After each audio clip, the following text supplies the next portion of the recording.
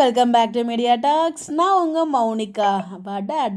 சொல்ல வார்த்தை இல்லைங்க, வேற லெவல் போங்க. ஸோ எதிர்பார்த்த மாதிரியே ப்ரொமோ வந்துடுச்சு. அதுவும் நம்ம மோஸ்ட் அவைட்டடான எதிர்பார்த்துட்டு இருந்த அந்த ஒரு ப்ரெக்னென்சி ரிவியல் தான்.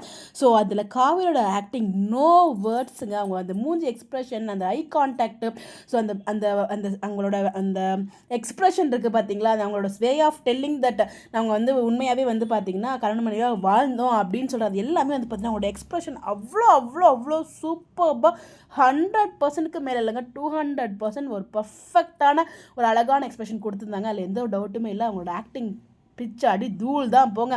ஸோ அவ்வளோ சூப்பராக இருந்துச்சு. ஸோ அது வந்து அவங்க அம்மாட்ட இதை சொல்லும்போது ஒட்டுமொத்த குடும்பமே செம ஷாக்கு. ஸோ அதை விட எல்லாரும் விட ரொம்ப ஷாக்கு சாரதா அம்மா.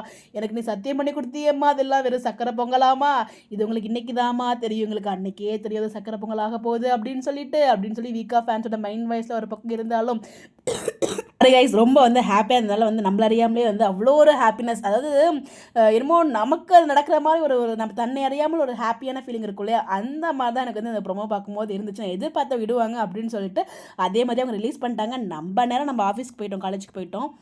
இந்த ப்ரொமோ பார்த்ததுமே வேறு லெவல் ஹாப்பிங்க, சொல்ல வார்த்தை இல்லை. ஆக்சுவலாக வந்து நான் காலேஜ்லேயே ப்ரொமோ பார்த்துட்டேன், என்னால் இன்றைக்கி பேச முடியல காலேஜில் உட்காந்து. ஸோ இவ்வளோ முக்கியமான விஷயத்த பேச முடியாத ஒரு தருணத்தில் வந்து மாட்டிக்கிட்டேன். அப்படி ஒரு இக்கட்டான சுச்சுவேஷனில் தான் வந்து காலேஜ்லேயுமே உட்காந்துருந்தேன்.